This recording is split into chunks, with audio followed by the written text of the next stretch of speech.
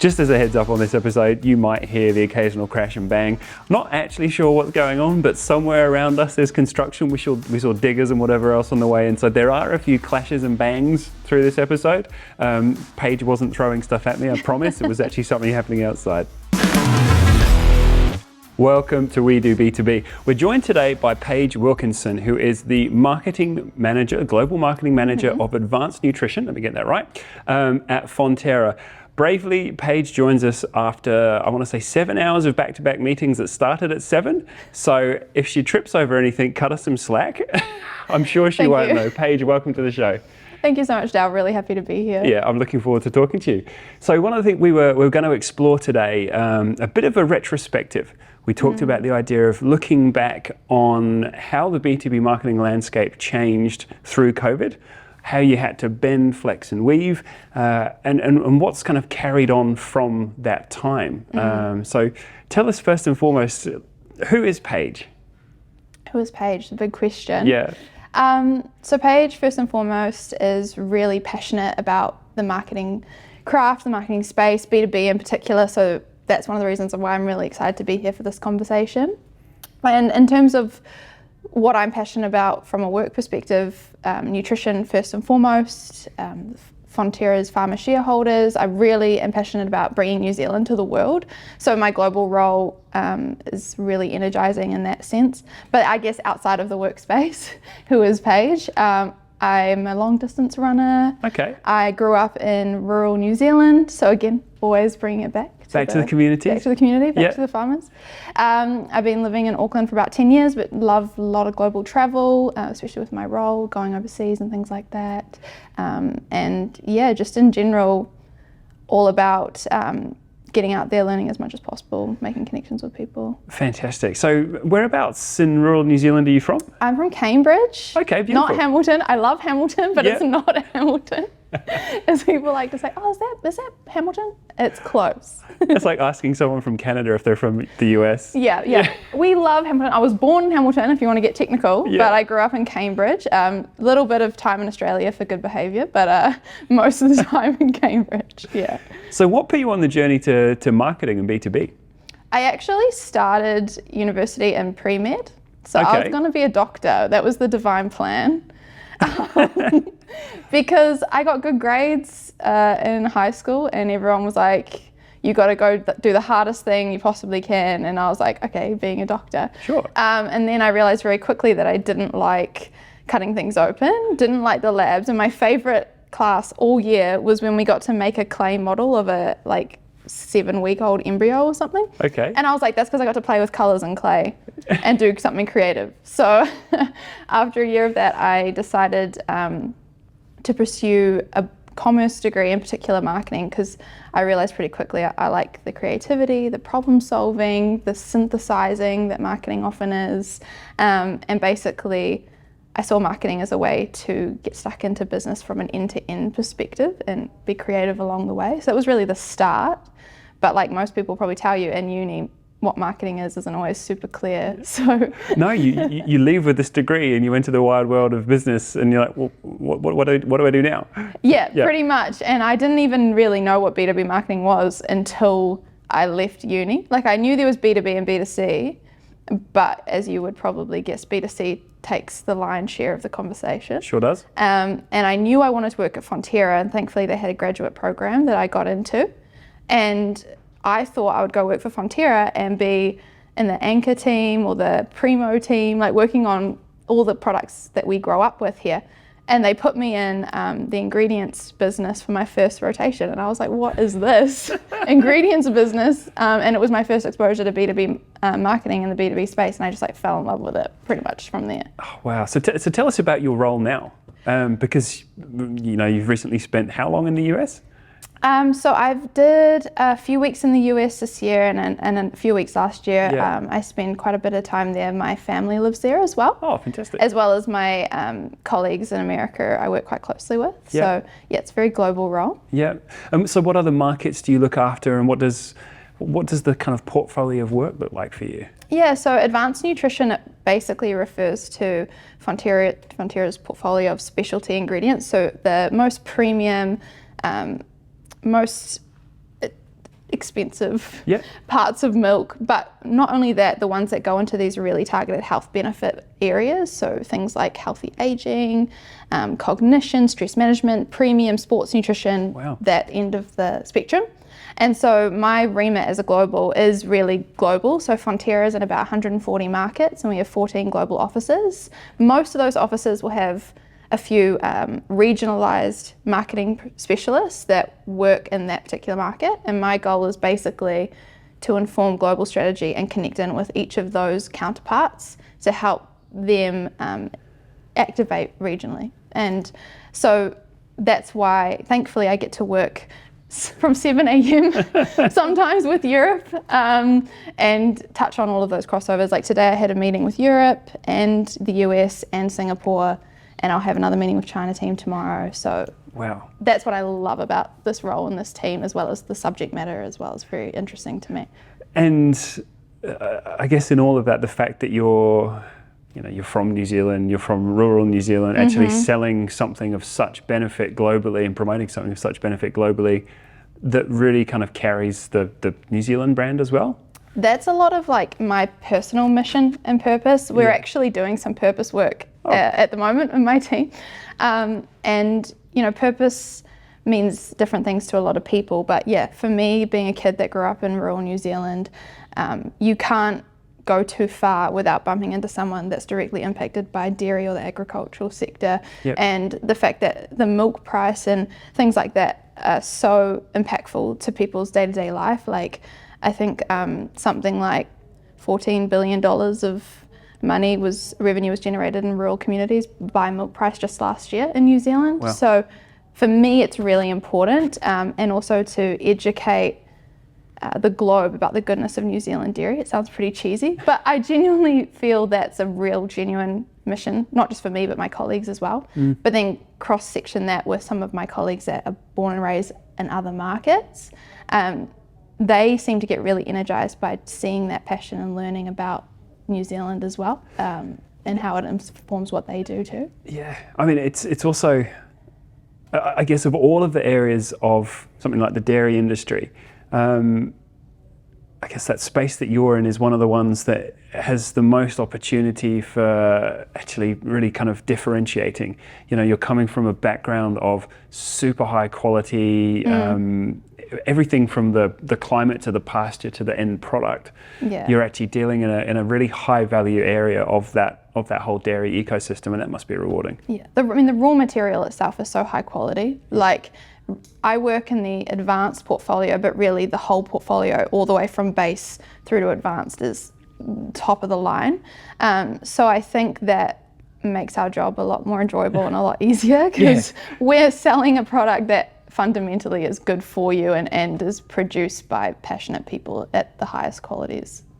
I don't want to say in the world, but I saw something recently about the carbon footprint of dairy production globally, and I think New Zealand ranks certainly top 3 in terms of I could be completely off script here, but we might need to. I mean, Fonterra's actually just released our climate roadmap, so there's been some extensive work behind digging into those numbers, and there's some really exciting stuff in there. So if anyone's watching this, they can definitely check that out on fonterra.com. But yes, New Zealand is very good on a global scale in terms of low carbon and sustainable dairying practices, which is great. And hopefully we can spread that. Fingers crossed. Around the world. That'd be awesome. Yeah.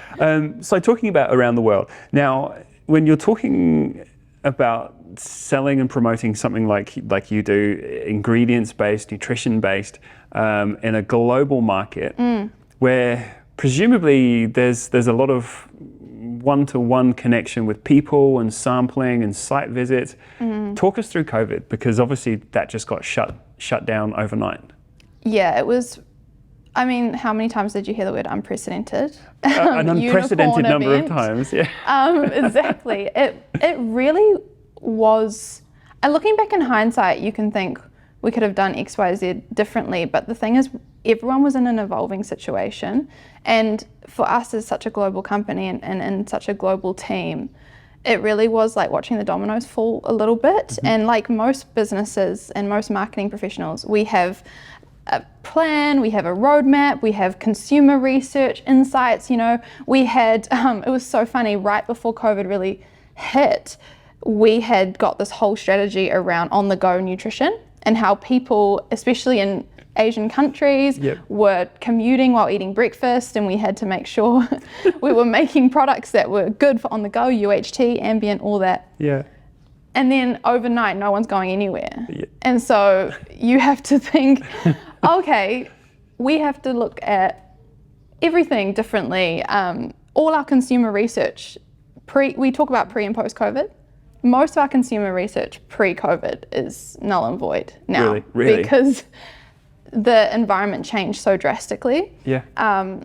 We saw people that would go to restaurants. We have a whole food service business where cheese, creams, they go into restaurants, they go into cafes that were closed overnight around the world. Yeah. So you would have seen our CEO did a piece with the news, One News or one of them, trying to basically say how we had to divert supply from food service back into ingredients, into like at-home meal kits, and how we can flex that way. But not only that, to your point, working in nutrition, samples, in-person meetings, factory visits stopped overnight. And the way it sort of unfolded was we have a team in China, and one of my colleagues in the Auckland office has family in Wuhan. We're at ground zero. And so we were starting to get sort of direct feedback on the ground as it was unwinding, and I think that was really beneficial for the wider business to start to react and plan and adjust. Initially it was just for China, and then pretty quickly it was like, okay, it's going into Europe now, it's spreading out. And I think that's where a lot of that work you do ahead of time, like crisis planning, robust partnerships, agile teams that work really well together, robust international partnerships really started to come into play, because we were able to go, okay, this isn't going away. Like, we have to knuckle down. And make a plan. And there's a lot of different plans we did across those different areas, which we can go into. But for me, it was that pretty much we had to rebuild from scratch. Everything. and then again and again, I imagine. And particularly if you think about trade shows. So one of my jobs at the time was executing our global trade shows, which for anyone that works in the B2B industry, a lot of the connections we do, stakeholder management, even contract signing, we do at these big trade shows. And we have one called Food Ingredients China, which is massive. Some of these trade shows can generate a huge amount of revenue just in leads, contacts, contracts closed. Gulf Foods is a one in Dubai that I've been to. That one had I think 400,000 people go through in a few days. And I actually went to Gulf Foods in Dubai in February of 2020. Oh, that was just as it was. Just before. And they were just starting to talk about it. So I was in Dubai, flew through Singapore on the way back, which at the time was just on the verge of shutting down. Of collapse, So my last trip before lockdown was in February 2020, and I was in Dubai on the floor at Gulf Foods with 400,000 people around me, and people starting to go, do you think we should have hand sanitizer on the stand? Do you think we should wear masks? No. Should we? And we have food out in the open, and everyone touching it, and I didn't get COVID. Great news, But that just shows the dichotomy of a few weeks before New Zealand was in lockdown, I was in Dubai sampling trade shows with 400,000 people. And then the next year we didn't even go to the event at all, which is an event we go to every year for yonks. So just the magnitude of that just blows my mind. So in terms of planning and resource, what did it take to actually deliver in person, a stand even at something of that scale? Because to then have to, presumably after that, these things start getting planned years in advance, right? You book your slot. You book your slot 2 years in advance. But it's dependent on having a slot the year before. Oh, right. And then the active planning period is just under a year. Whoa. It used to be a lot shorter, but I've tried to build it out. Because you're organised, I'm Because guessing. I was like, I've got to bring a plan into place. Yeah. And to be fair, like, we'd gotten into a really good rhythm with these events. Yeah. Really good collaboration with our regional counterparts, and then they were integral to strategy, because not just for us as global, which it's a really good avenue to get insights, but for our regional team, it's a really flagship event for them. And they go there knowing they're going to meet their customers, they're going to have an opportunity to learn, they're going to make more connections, they're going to, as I said, some people close contracts at these events. Yeah. And that key channel was taken away. So what filled it? What filled its place? Great question. Going back to what I was saying earlier about the need to adapt, we realised pretty quickly we had to go into digital mode and flex as much as we could into the digital landscape. We had several ways of doing that. I mean, first of all, from an internal stakeholder relationship, just ways of working.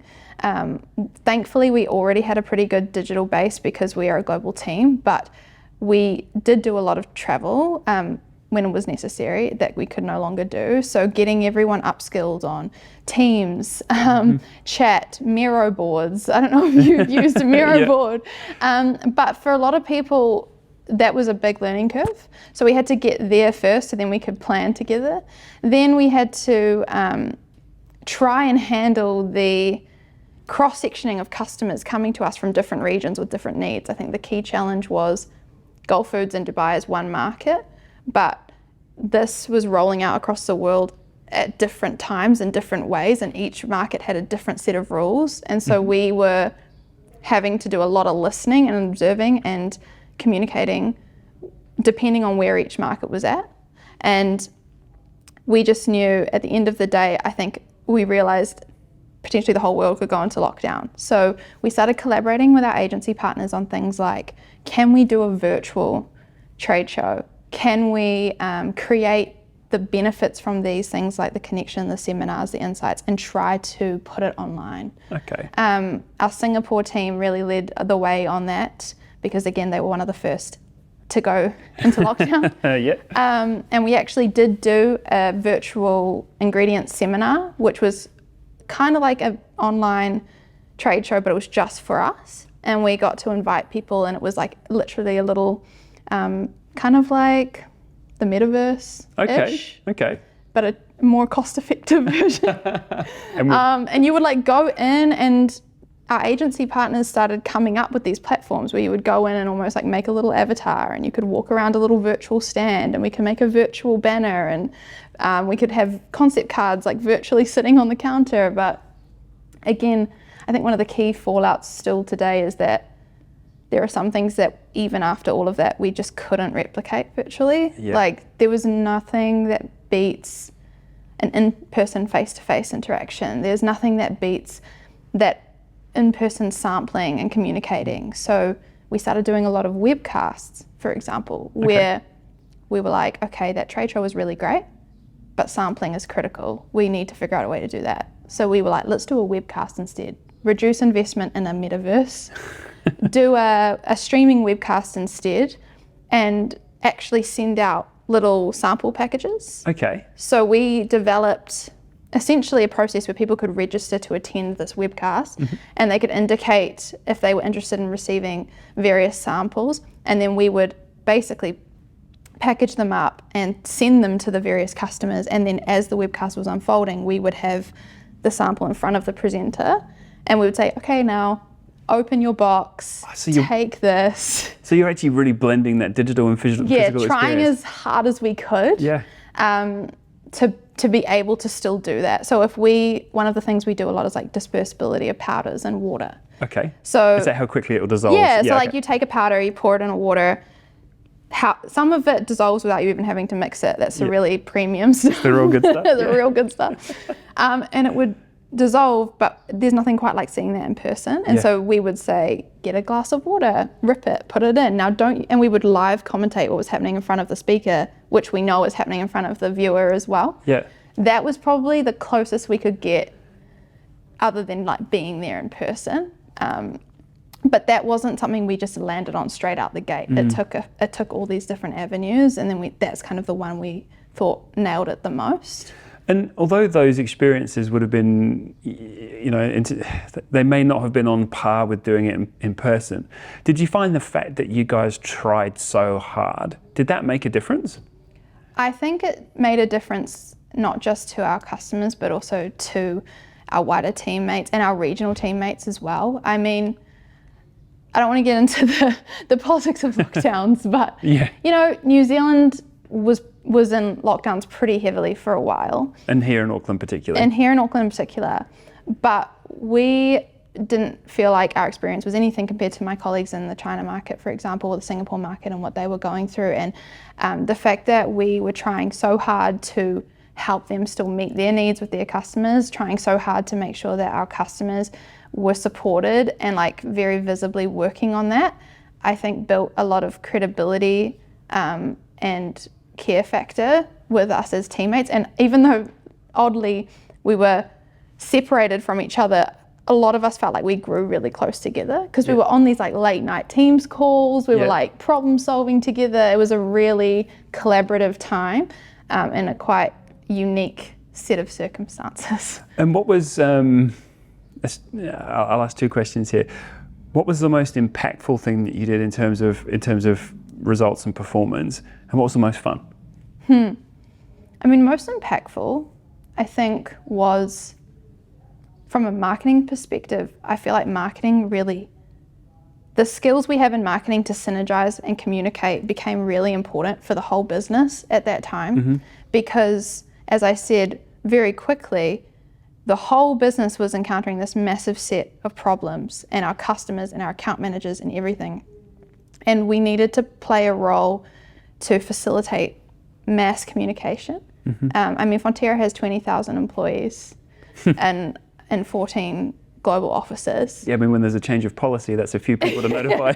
And they speak how many different languages, how many different nationalities, how many different cultures. So we had to really lean on that marketing network, which is quite dispersed through the business, to help do communication. So you became the mouthpiece, the marketing function. Kind of the mouthpiece, and also, again, we were able to probably rapidly pivot quite quickly because digital channels are able to be pivoted quite quickly, and comms has a lot of impact in a short period of time. So very quickly, my whole thing was, okay, I'm not going to be working on my on-the-go campaigns anymore. I spent all my time basically, we built a whole new channel on the website dedicated to COVID-19 messaging, stories, support, because we knew our customers were coming to our website and typing in, what do I do? And they were going to the Fonterra website and saying, what do I do? And then Fonterra was redirecting to the ingredients business. So we would write articles about, how the consumer landscape was changing. We were doing some research on understanding consumers and through COVID to help our customers pivot. We were doing new MPD because everyone was at home and they were cooking different meals, and they were doing, so we were again trying to unlock value for our customers. We were also working with our internal stakeholders, like our supply chain team.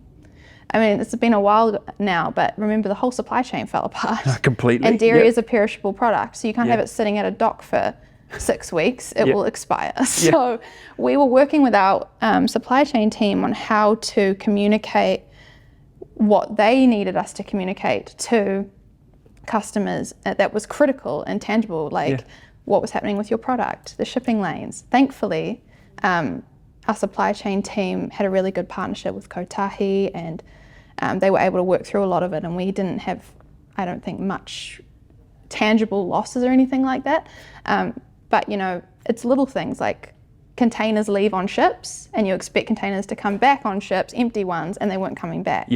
So I think the most impactful thing was leveraging our marketing skill set to make a lot of impact through comms and help our customers pivot as quickly as they could. Because I suppose, you're very much a part of their value chain. And hugely. And their customer needs would have been changing. Yeah, exactly. Because as an ingredients business, we're trying to create ingredients or raw inputs that will ultimately serve a consumer at the end.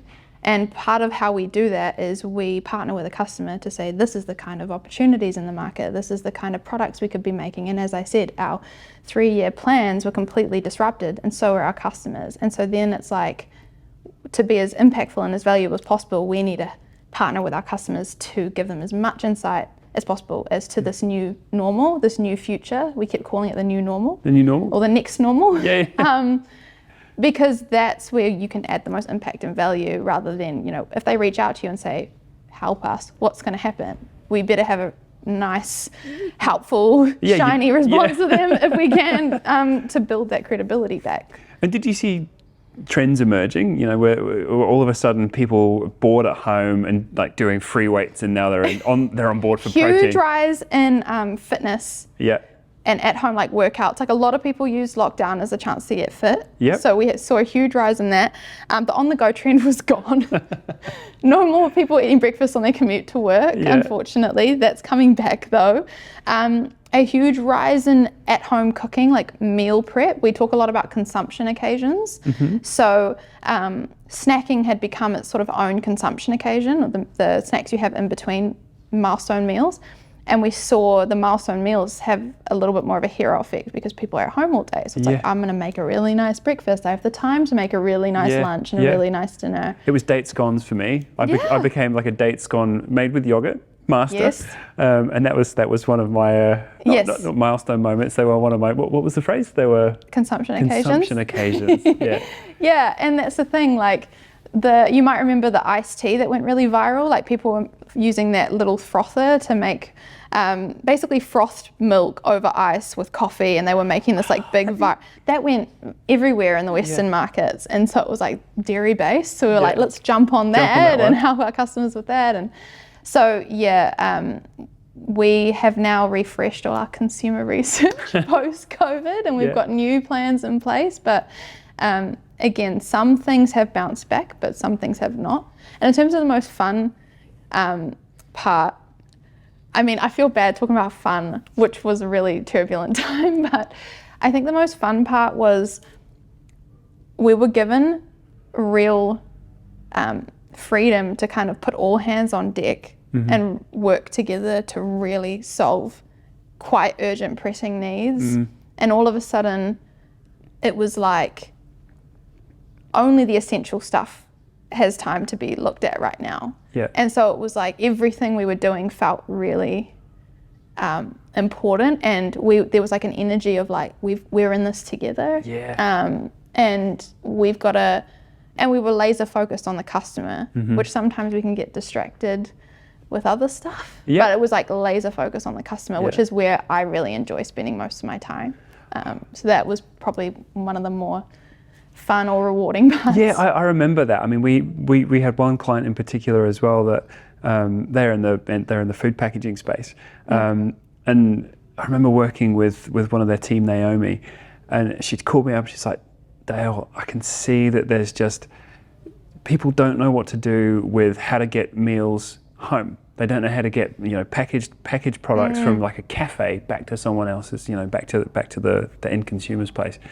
And like we bounced a few ideas back and forth, and within 4 hours we'd worked out this complete product that was the packaging machine, the consumables, and everything to go with it. And it was just like it was so rapid. And so focused on there is an immediate need right now. It was so rewarding because all of a sudden you've taken this insight, and before you know it, because you had to, product put to market, communicated, and selling.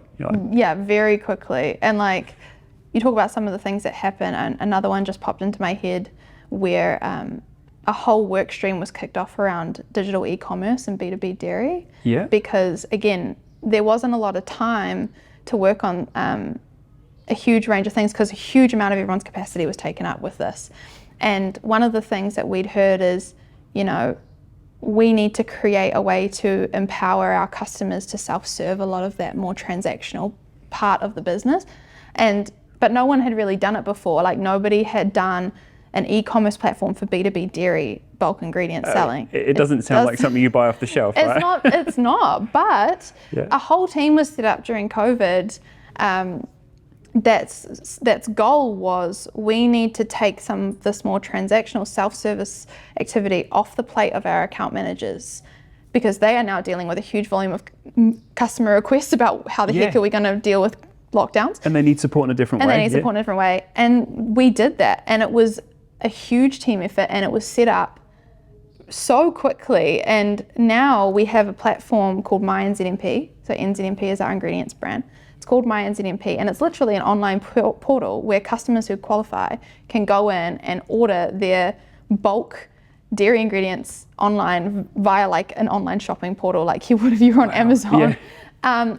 And now it's got a huge portion of revenue running through it on a daily basis. I was going to say that would have had a massive lasting effect for the business. And it's still in place today, and it's growing, and now it's in like almost all of our markets, and we've basically been able to enable our customers to, there's other features on it, like they can actually track their previous purchases. We're making it like a digital ecosystem for these customers, not just small customers, but big customers as well. And again, that kind of innovation was triggered through the stress of this big change, where it's like we've always thought, oh, that would be a nice idea.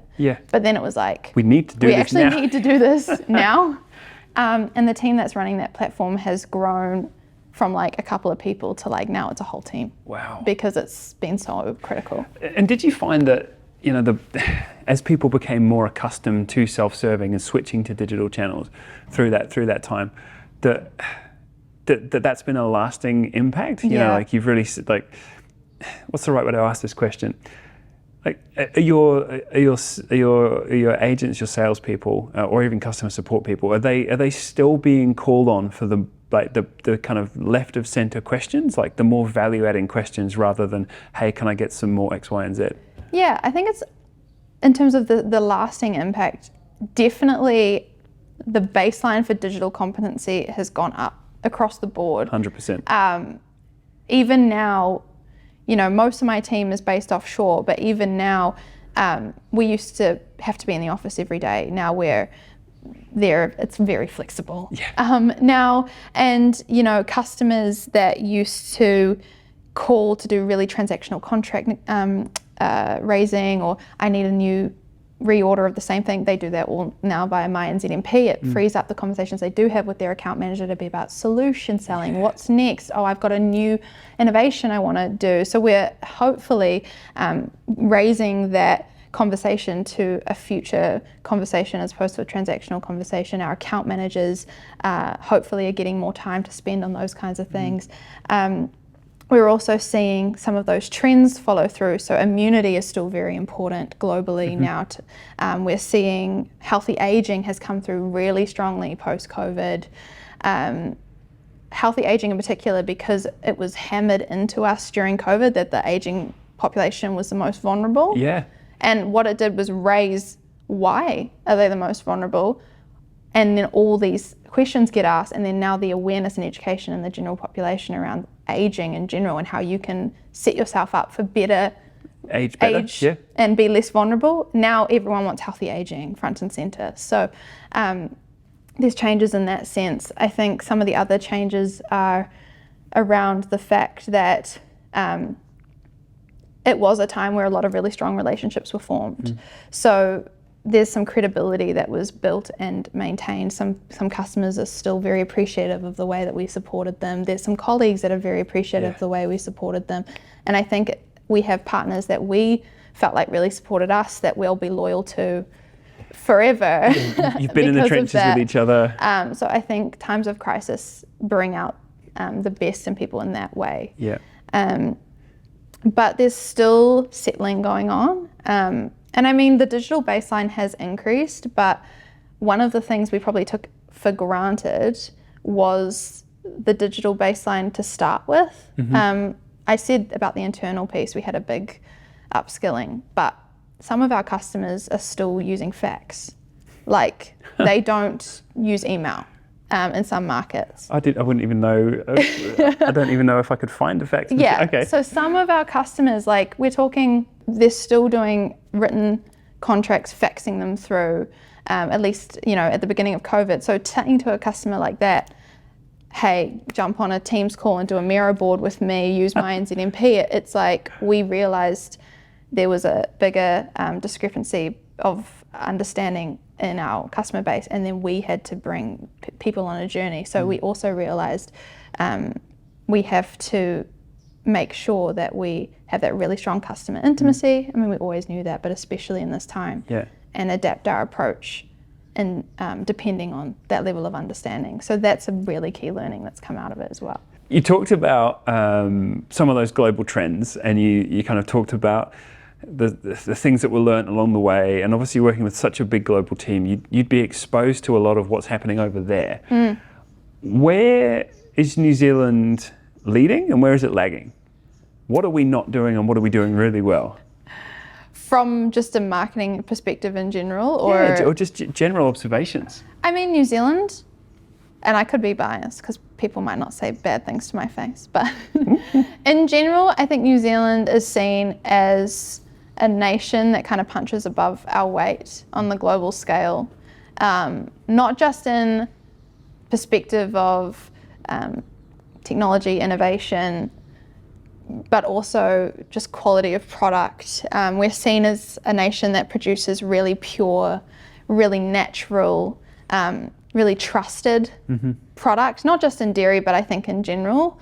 And because of that New Zealand provenance story is actually like a very key selling point, not just for Fonterra, but I'm sure any exporting business in New Zealand. We're actually talking to the CEO of New Zealand Story on Monday about this very, very topic, about the value of brand New Zealand. And I think they've done some numbers on it. I think after Amazon and Apple, New Zealand is the third most valuable brand in the world. There you go. Isn't that mind-boggling? I mean, I believe it because it's huge. Like, especially in markets like China, it's seen as just like trusted, absolute gold star. Even in markets like the US, we're seen as endearing. I mean, you look at New Zealand superstars that represent us, like Taika Waititi and people like that. It's like, oh, a bit cheeky, but endearing, you know, grassroots. So that really plays really well. Some areas that we're lagging. I mean, I have American colleagues that point out all the time New Zealand has a bit of tall poppy syndrome. Yes. Okay.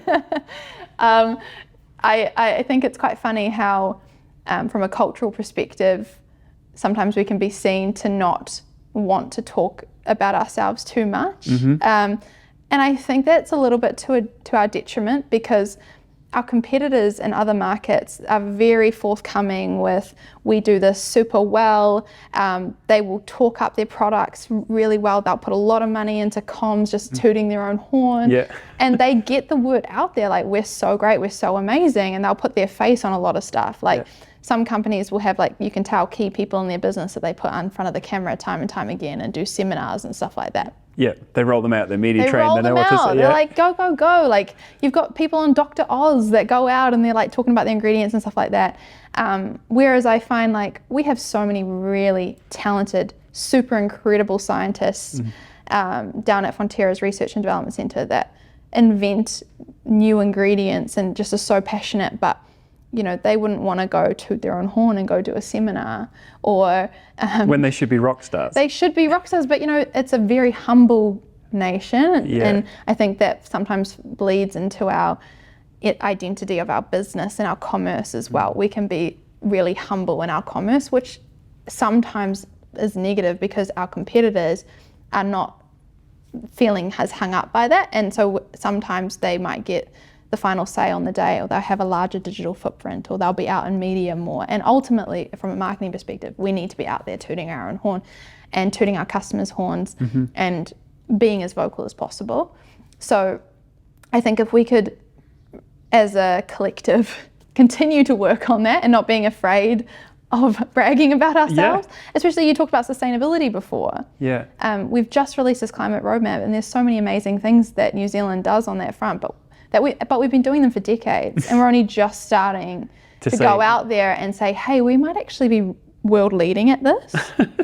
Like, we might actually be one of the best in the world. Like, we're only sort of just starting to say that. But now. Even the way that you phrase that is so representative of that mindset. It's not like we are the best. It's like, we might be pretty good. Yeah. Like, if you look at all the numbers, like, we might be okay. So I think that's something that our international colleagues that don't have that ingrained tall poppy syndrome in them, always wanting to like call us out on is like, you know, toot your own horn a little bit more. Sing your praises a bit more. Yeah. It's interesting. We follow some of the global perceptions research of New Zealand, and one of the other things that we're famous for outside of our own borders is not asking for the business. You know, you come in, it's a great presentation and you sell the dream. You don't tell them how fantastic you are, and then you don't put a contract in front of people. It's like, come on, like help us out here. So as a final, I guess, closing remark, you talked about us as a marketing community doing a better job of singing New Zealand's praises and our own collective praises. What else would you ask of the audience as a takeaway from this conversation? I think any marketer that is watching this and has obviously gone through the same pandemic that we all went through, I think just making sure that what you take away from learnings of this is things like Sorry, I think the roof just fell off. Sorry. The roof is crashing in on us. So my last words will be is basically key learnings to take away from this experience would really be that marketing as a technical skill set is really critical in a crisis. I think sometimes in B2B, in some spaces, marketing can sometimes be seen as the good time guys that kind of come in and make the pretty pictures, and honestly, the skill set that we have and the value that we can bring through the whole process to guide a business through change, I think is really important to remember and important to front foot as well. And the insights that we can bring from market back into the business is really important for future proofing and for being adaptive and agile. I think partnership is really, really key. So without robust agency partners, supply chain partners, digital partners, customer partner relationships, it's quite hard to navigate through a crisis. And I think, again, because marketing is so relationship based, that's a really good catalyst point for building those partnerships and relationships, especially with agencies and things like that.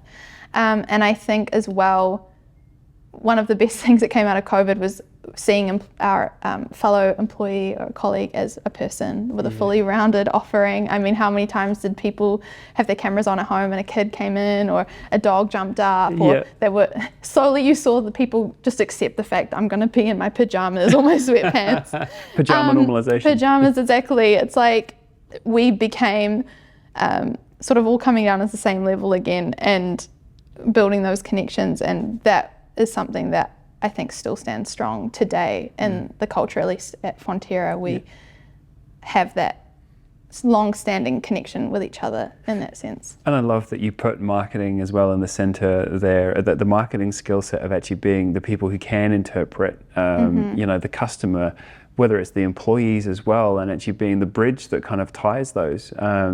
It's a really interesting perspective, and yeah, I mean, it's actually really enjoyable to have heard somebody else's journey. Like, it's actually the first time that I've sat down and had a really good conversation with someone about, well, how did it play out for you and what did it change? And definitely, you know, I can picture back to that time sitting on this desk that was too short, on a piano stool that was solid, but it had enough space for me and two of my kids, and being on Teams calls with the screen in front of me, talking to them while here there's a YouTube video of dogs that they're watching just to keep them entertained. Yes. Oh my gosh. Yes. I was living in a flat in the first lockdown, and it was me and like 4 flatmates around one long dining table and like going on mute so we didn't hear each other's calls. And then we got a second desk and it was like, oh my gosh, that's amazing. Thankfully the second lockdown I was in my own place with my husband. But yeah, it really was like a great equalizer, to be honest. And yeah, I really am so passionate about marketing. Like I said at the beginning, like who is Paige? Like a passionate marketer, and I just really love the skill set marketers have, the technical skill set they bring to the table, and the catalysts and synthesizers that marketers are. And I think it's important that we remember that about ourselves and also advocate that skill set in our businesses, because it ultimately helps us be more agile and future focused and respond to things like this. Hopefully something like this doesn't happen again, but if it does, having our ears to the ground is really important. I'm just going to look to the camera and say, if you need a pay rise and you're struggling, just play your boss that section. Because I don't think I can wrap that conversation up any better. Paige, it's been so enjoyable to talk about this. Thank you so much for coming and sharing with us. Thank you for having me. I look forward to sharing it with the world. Thank you.